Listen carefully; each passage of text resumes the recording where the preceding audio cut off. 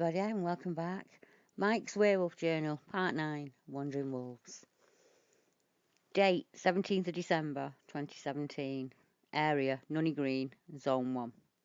Weather, light rain, overcast, but with good visibility. Temperature, 3 degrees. Search time, 11:25 to 12:35 hours. Nothing much to report back on today. Very much a no-show. No sign of anything out or moving around. I think it is still worth making a note of today, as in the future years I may see a seasonal or monthly pattern emerge. But the MIB with the Mercedes estate was back again today. No contact between him or I, but his absence was noted, and once again just an empty car. I will continue to visit and note any changes in the hopes of finding out who this chap is. Any advice on possible ways of doing this would be very welcome. Deborah has my email and can send it over if you would prefer to speak in private. Date, 23rd of the 12th, 17. Nunny Green, Zone 1. Warm, with cloud cover, but with good visibility. 9 to 10 degrees. Well, today was only a quick search, and my wife decided to brave the elements and the furry ones, and she came along and joined me. So I showed her the basic site at Zone 1 and described what had happened here in more detail, and we also discussed the encounter at the 12th of the 2nd, 17. At first she was a bit nervous, but after some 20 minutes she became a bit more settled, and we stopped and had coffee in the middle of the wood, and she noticed how deadly quiet it was.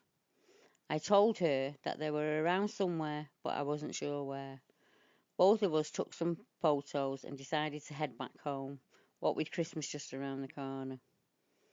I felt disappointed that the wolves were not there today, or last week. I felt almost let down. I always seem to get something 2 or 3 times a month, and then maybe they've grown tired of me, which I hope is not the case. But either way, I will be back. Cliché, I know. My sister did call, and I think she's caught the bug. She went to the Forest of Dean near Cinderford and told me she had found some dens, so at some point I will go and visit. Now, I think many researchers will feel the same as Mike does, and it's understandable. I was the same. But I've been doing this so long now, I think I may have developed the odd theory. I may, of course, be way off and shooting at windmills, but it does seem to me almost impossible for them to inhabit the smaller woods for long periods of time. I think the food supply would quickly diminish if one area was used for months on end, and I think a sedentary clan would be noticed much more easily. I think for basic survival and to remain elusive, they would surely have to keep to the denser places at periods of time during the year. Little woods with good ground cover can be vital areas of resources throughout the summer months, and with high undergrowth, easy to access and stay hidden. But come the cold months, the trees hold little cover for anyone wishing to hide. And where do they go in times of stress, i.e. famine, flood, cold, pregnancy, and where do they meet and share DNA?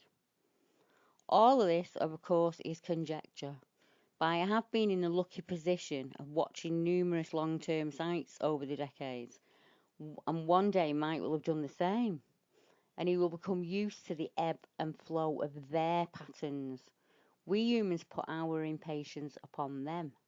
They have no rush, or really any interest in what we desire, and I'm sure as the seasons roll around, Mike and many others will notice the changes in the areas and the woods. But the research itself can take many years. This isn't something you can do in a year. This is, after all, a lifelong quest for some people. Understanding over time is where the answers will come from. I truly believe that. And I think if Mike keeps doing what he's doing and journaling as he is journaling, he has already started to make a difference. People are much more happier to come forward and make reports of wolf-like creatures. I have noticed since Mike put out his sensible, logical, scientific way of looking at these creatures. No drama, no added special effects. He is looking for a creature that he wants to understand, and he's doing it in a very methodical way. He treats them with respect, he doesn't overstep the mark, and he makes sure he isn't there too often, and he keeps his visits nice and sharp. And I'm sure, in fact, I'm almost 100% sure, as this year rolls round, Mike will start to notice a pattern when they're in certain areas. Some areas could have a very useful resource in, but it might only be available for 4 or 5 weeks when it's in season. And we have to remember this. Their patterns of life are not like ours. And it's when you notice the habits that will give you a hint or a clue on when they may be around the next year or the next month or the next 8 weeks. And that's why we say find an area like Mike has and keep revisiting, and you will start to notice the changes in the natural foods, the weather patterns, and what's happening, basically what's moving through there. So I hope that's been helpful, and I do have Mike's email, and he's also on the researchers map on the website if you'd like to find him. But I would like to take the time now to thank him, because I've had quite a lot of reports this last 2 months of people who have seen canine looking upright, hairy, walking figures, and that I think is thanks to Mike. So until next time, good night. Hello everybody, and welcome back. Mike's Werewolf Journal, Part 9, Wandering Wolves. Date 17th of December 2017.